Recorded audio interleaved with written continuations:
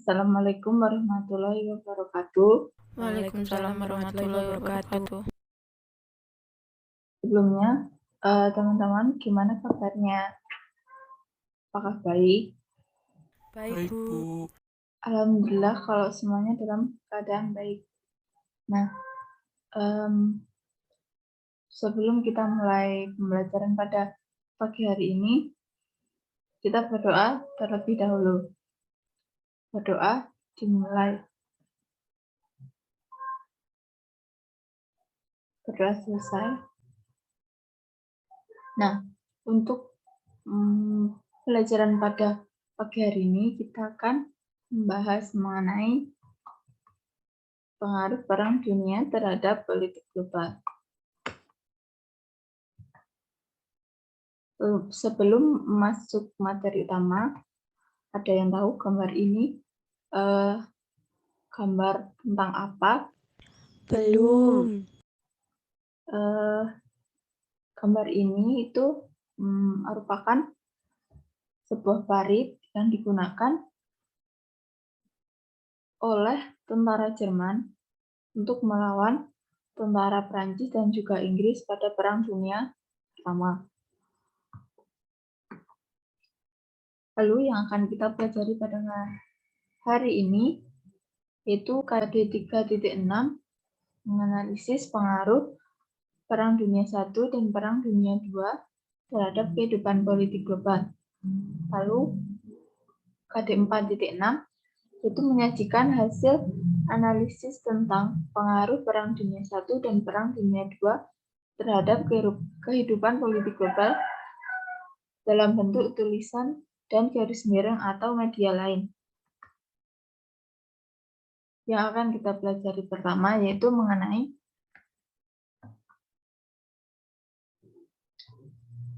Perang Dunia I.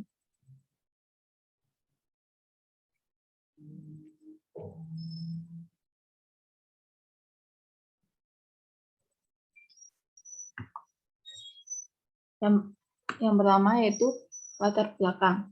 Di sini ada yang bisa membantu untuk menjelaskan kepada teman-teman mengenai latar belakang dari terjadinya Perang Dunia I. Saya mau coba, Bu. Baik, silahkan.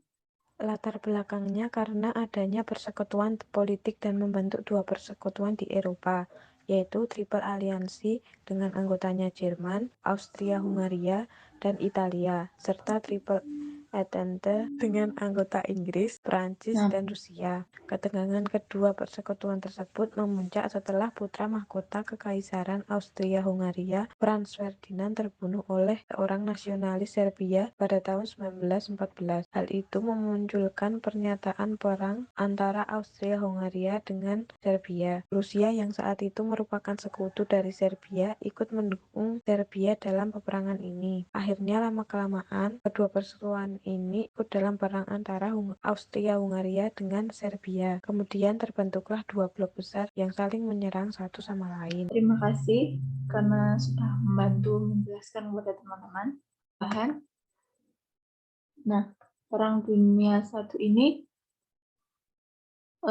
pada awalnya yaitu karena terbunuhnya Franz Ferdinand yang merupakan putra mahkota dari kerajaan Austria.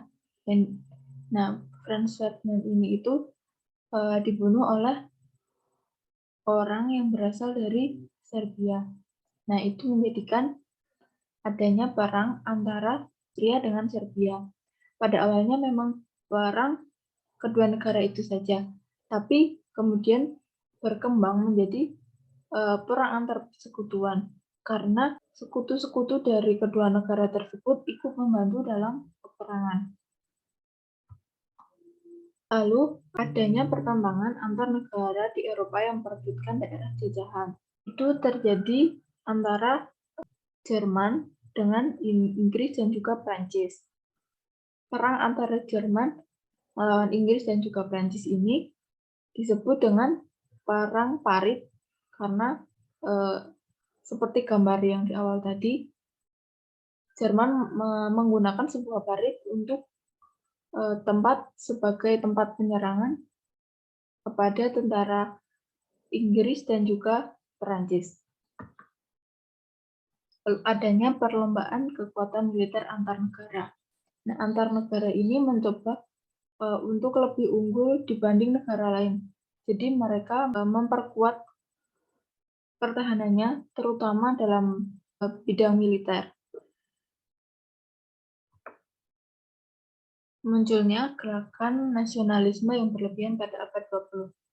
Pada abad 20 ini muncul gerakan nasionalisme. Tapi gerakan nasionalisme di Eropa ini dianggap berlebihan karena menyebabkan banyak negara yang mengesampingkan nasionalisme negaranya sendiri, yang berakibat dengan banyaknya konflik yang muncul antar negara. Lalu persekutuan politik yang didasari dengan kepentingan dan tujuan yang sama. Nah, persekutuan politik ini seperti yang dijelaskan tadi, yaitu persekutuan politik antara Triple Alliance dan juga Triple Entente. Lalu pada Perang Dunia I ini, negara-negara yang ikut itu terbagi menjadi dua blok besar, yaitu blok sekutu dan juga blok sentral.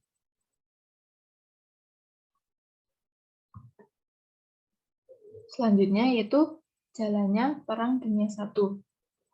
Di sini ada yang bisa membantu lagi untuk menjelaskan jalannya Perang Dunia I kepada teman-teman. Saya coba, Bu. Baik, dipersilahkan.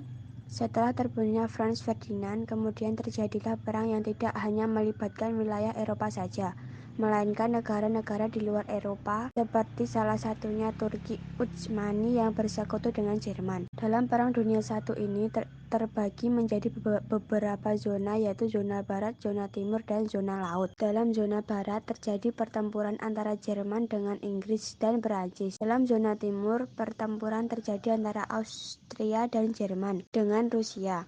Lalu dalam zona laut dikerahkan banyak kapal untuk melakukan penyerangan, salah satunya kapal selam milik Jerman yaitu U-boat. Terima kasih atas penjelasannya. Jadi seperti yang sudah dijelaskan sebelumnya dan dijelaskan teman kalian tadi, Perang Dunia I ini berawal dari terbunuhnya Franz Ferdinand yang kemudian menyebabkan konflik antara Austria dan juga Serbia. Nah, konflik ini memunculkan adanya ketegangan politik. Ketegangan politik ini dinamakan dengan krisis Juli. Krisis Juli ini kemudian berubah menjadi Perang Dunia I saat Austria-Hungaria ini memutuskan untuk menyerang Serbia dan Bosnia pada 28 Juli 1914. Perang Dunia I ini tidak hanya melibatkan negara-negara di Eropa saja, melainkan juga negara-negara di luar Eropa. Seperti salah satu contohnya yang sudah disebutkan tadi yaitu Turki Utsmani. Turki Utsmani ini merupakan sekutu dari Jerman. Dalam Perang Dunia I ini terbagi menjadi beberapa zona. Yang pertama, zona barat. Zona barat ini terjadi perang antara negara Prancis dan Inggris melawan Jerman. Lalu pada zona timur ini perang meliputi kawasan Eropa Timur, Eropa Tengah, Laut Baltik, dan juga Laut Hitam. Perang Dunia I ini berakhir dengan kemenangan diperoleh blok sekutu. Akhir dari Perang Dunia I ini ditandai dengan penandatanganan beberapa perjanjian. Perjanjian itu diantaranya Perjanjian Versailles, Perjanjian Sevres, dan Perjanjian Trianon. Sampai sini apa ada yang ingin didiskusikan? Belum. Oh, belum? Kita lanjutkan.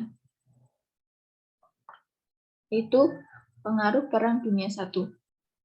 Dari yang sudah dijelaskan tadi, ada yang bisa menyebutkan apa sih pengaruh yang ditimbulkan akibat Perang Dunia I? Muncul paham-paham baru, Bu.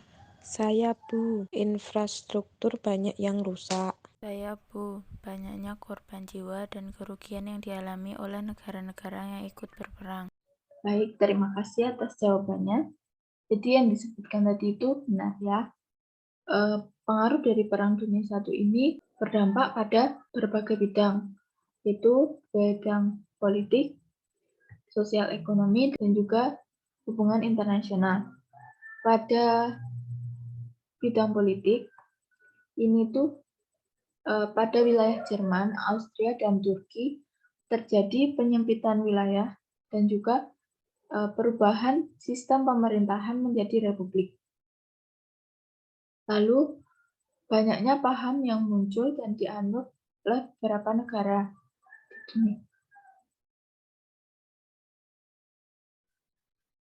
Kemudian, munculnya negara-negara baru yang merupakan dampak dari rasa nasionalisme yang muncul akibat Perang Dunia I. Dalam bidang sosial ekonomi, itu banyak infrastruktur baik dari industri maupun pertanian yang mengalami kerusakan. Lalu terjadinya krisis Malais pada tahun 1929.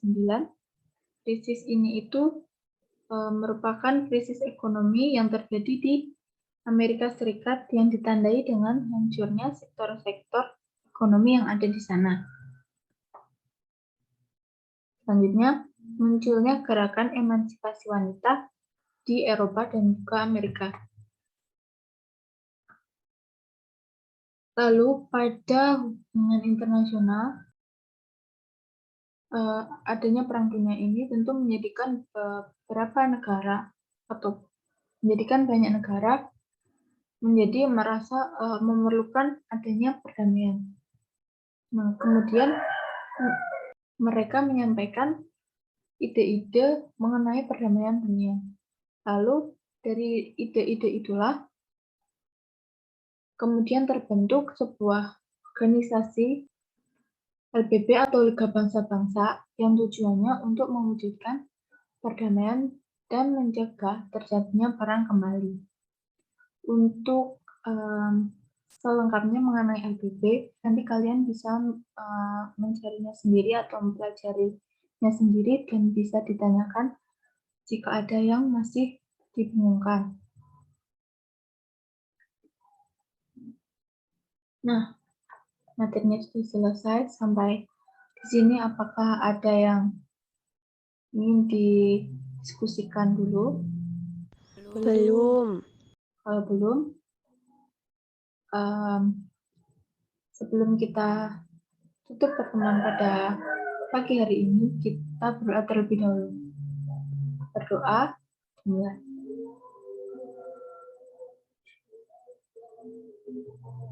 Berdoa selesai. Baik, terima kasih atas partisipasi teman-teman semua. Banyak kurangnya mohon maaf. Wassalamualaikum warahmatullahi wabarakatuh. Waalaikumsalam warahmatullahi wabarakatuh.